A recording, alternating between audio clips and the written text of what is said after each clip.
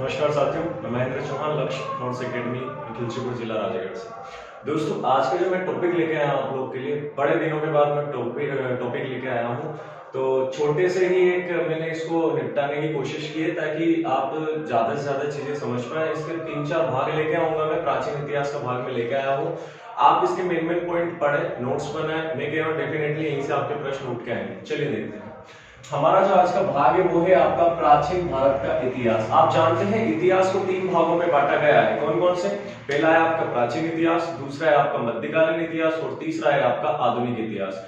मध्यकालीन आधुनिक के भी मेन आपके वीडियोस जल्द लेके आऊंगा। फिलहाल हम लोग आज शुरू कर रहे हैं प्राचीन भारत का इतिहास। प्राचीन भारत के इतिहास के स्रोतों के आधार पर इतिहास को 3 भागों में पढ़ा गया है। यानी कि प्राचीन इतिहास के बारे में हमें कोई जानकारी वैसे तो है नहीं, लेकिन हम किताबों के माध्यम से ये पढ़ सकते हैं कि क्या क्या उस समय चीजें होती थी। ये सारी जानकारी हमें किस आधार पर मिली है? स्रोतों के आधार पर इतिहास को 3 भागों में बांटा गया है। कौन कौन से? चलिए देखते हैं। पहला है आपका प्रागैतिहासिक काल, प्रागैतिहासिक काल। दूसरा आपका दे रखा है आद्य ऐतिहासिक काल और तीसरा आपका दे रखा है ऐतिहासिक काल। अब देखते हैं प्रागैतिहासिक काल होता क्या है। प्रागैतिहासिक काल वह काल होता है जिसमें कोई लिखित साक्ष्य नहीं थे। यानी कि हमें यहाँ से जो जानकारी मिली है वो कोई लिखित जानकारी नहीं मिली है, बस एक जो पुरातात्विक स्रोतों के आधार पर, जैसे कि कुछ चीजें वहां से प्राप्त हुई है, जैसे औजार मिले हैं, तो औजार किस चीज के बने हुए औजार मिले हैं, तो ये सारे पुरातत्व स्रोत जो है हमें कहां से मिले हैं? इस प्रागैतिहासिक काल से मिले हैं, जिससे हम अंदाजा लगा सकते हैं कि उस समय कुछ इस तरह की चीजों का प्रयोग किया जाता है। चलिए, तो यहाँ से हम एक चीज देख सकते हैं कि यहाँ से कोई लिखित साक्ष्य नहीं मिले, यानी लिखित जानकारी हमें नहीं मिली है, ना ही इस समय कोई लिपि का प्रयोग होता था। चलिए, और इस समय काल को पाषाण काल का नाम दिया गया है। क्या नाम दिया गया है? पाषाण काल। पाषाण से मतलब है दोस्तों, पाषाण से मतलब है यहाँ पर पत्थर। पाषाण से मतलब है यहाँ पर पत्थर, यानी पत्थर से बने औजारों का प्रयोग यहाँ पर किया जाता था। यानी जो भी चीजें बनाई जाती थी तो पत्थरों के द्वारा उसको बनाकर तैयार किया जाता था। आगे हम इसमें पढ़ते हैं कि इसके जो खोज करता है, यानी इसकी सबसे प्रथम जो हमें जानकारी मिली हो किसके माध्यम से, तो 1820 में रॉबर्ट ब्रूस वुड ने हमें इसकी क्या दी थी? जानकारी दी थी। उसके आगे देखते हैं कि पुरातत्व, भारतीय पुरातत्व के जनक कौन है? तो अलेक्जेंडर कनिंघम है। दोस्तों, जैसे ही वीडियो मेरा शुरू हुआ है आप उससे पहले स्क्रीनशॉट ले लेंगे, इसका आपकी बहुत मदद करेगा शॉर्ट में चीजें निपटाने के लिए। तो यहां से आप याद रखना कि 1820 में रॉबर्ट ब्रूस वुड ने इसकी खोज की थी। भारतीय पुरातत्व के जनक कौन है? Alexander Cunningham. दूसरा, अब जो पाषाण काल है ना, पाषाण काल को भी हमने 3 भागों में बांटा है। पाषाण काल को भी 3 भागों में बांटा है। कौन कौन सा? पूरा पाषाण काल, मध्य पाषाण काल और आखिरी आएगा आपका नव पाषाण काल। चलिए देखते हैं इसका क्या क्या कार्यकाल है और समय। तो सबसे पहले बात करूं पूरा पाषाण काल, तो पूरा पाषाण काल का जो समय रहा है 25 लाख बीसी से लेकर 10,000 बीसी तक। बीसी से मतलब क्या है दोस्तों? देखिए, बीसी से मतलब होता है ईसा पूर्व, बीसी से मतलब होता है ईसा पूर्व, और यहाँ पर आप एडी अगर कहीं चीज पढ़ते हैं, एडी लिखा हो, एडी का मतलब होता है ईस्वी। ठीक है, अब ये ईसा पूर्व ईस्वी क्या होता है तो मैं शॉर्ट में बता देता हूँ। तो ईसा मसीह के जन्म से के समय को या उससे पहले के समय को बोला जाता है ईसा पूर्व। ठीक है, और बाद वाले समय को जो है हम लोग जो हमारा चलता आता है वो आपका कहलाता है ईस्वी। क्लियर है? चलिए आगे देखते हैं पूरा पाषाण काल। तो आपने देखा 25 लाख से लेकर 10,000 तक, ये यहाँ से ये सन आपके पूछे जाते हैं। याद रखना कि पूरा पाषाण काल का समय कब से कब तक था, तो 25 लाख से गिनतियां उल्टी होती थी पीछे की तरफ। अभी हम जाते हैं 1 से 1000 तक, पहले 1 से पीछे जाते थे।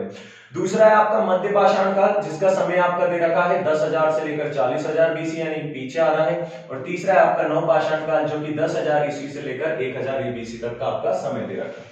पूरा पाषाण काल में देखिए किन धातु का प्रयोग होता था या किन औजारों का प्रयोग होता था, तो शल्क ब्लेड। शल्क ब्लेड से मतलब क्या है आपका? पत्थरों से बने औजार, पत्थरों से बने, यानी बड़े बड़े पत्थरों के द्वारा बड़े बड़े औजार बनाए जाते थे, उनको शल्क नाम दिया गया है। दूसरा यहाँ पे एक आखेटक, आपको दिख नहीं रहा होगा, मैं थोड़ा सा यहाँ लिख देता हूँ, आखेटक।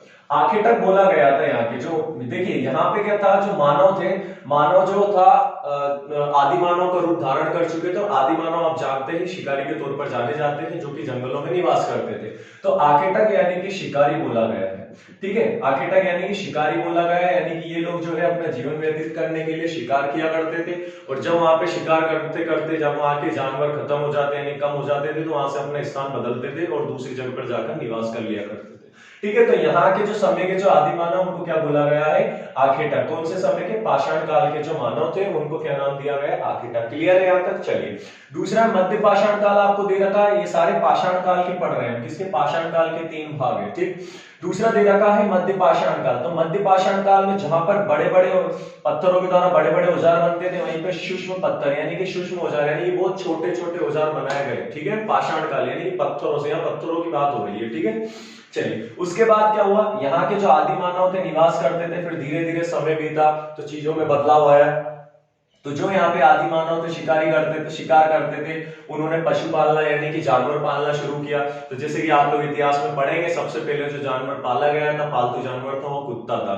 ठीक है, तो कुत्ते का पालन यहाँ से इन्होंने शुरू किया। तीसरा आता है आपका नवपाषाण काल, जहाँ पे स्लेट धातु यानी कि हड्डियों से जो औजार बनाए गए थे उसको नाम दिया गया है। और यहाँ पे कृषि, अब देखिए फिर विस्तार हुआ, यहाँ से आदि मानव ने क्या किया, शिकार करने लगे, फिर इन्होंने एक जानवर, पालतू जानवर को पालना शुरू किया।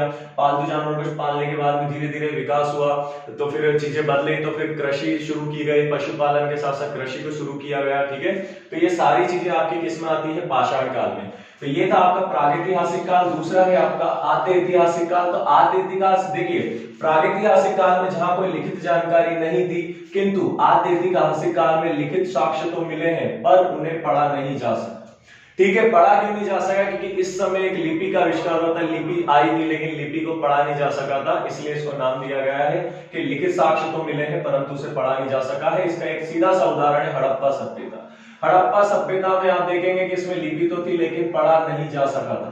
ठीक है, तो हड़प्पा सभ्यता, सिंधु घाटी सभ्यता इसके अच्छे उदाहरण हैं। आप देखते हैं तो सिंधु घाटी सभ्यता में भी एक सींग वाला पशु उसमें बहुत प्रचलित है, जिसमें मोहर पे, सील पे उसके चिन्ह बने थे। तो इसी धातुओं पे उभार आता था लेकिन उनको पढ़ा नहीं जा सका। ठीक है ना, चलिए उसके बाद एक और चीज आपकी यहाँ रह गई है कि जैसे मैंने पूरा पाषाण काल की बात की थी, तो इसका श्रेय रॉबर्ट ब्रुशवुड को जाता है। ऐसे मध्य पाषाण काल का जो श्रेय है, इसके जो खोजकर्ता थे वो थे आपके C.N. कार्लाइल। तो ये भी आप थोड़ा सा नोट डाउन करें, मध्य पाषाण काल के C.N. कार्लाइल। और इसका जो समय दे रखा है आपको 1867 ईस्वी दे रखा है, 1867 ईस्वी दे रखा है। अगला है नवपाषाण काल। तो इसके भी खोजकर्ता आप याद रखें, मेसुरियन, और इसके जो आपके दे रखा है 1860 में इसकी खोज की गई थी।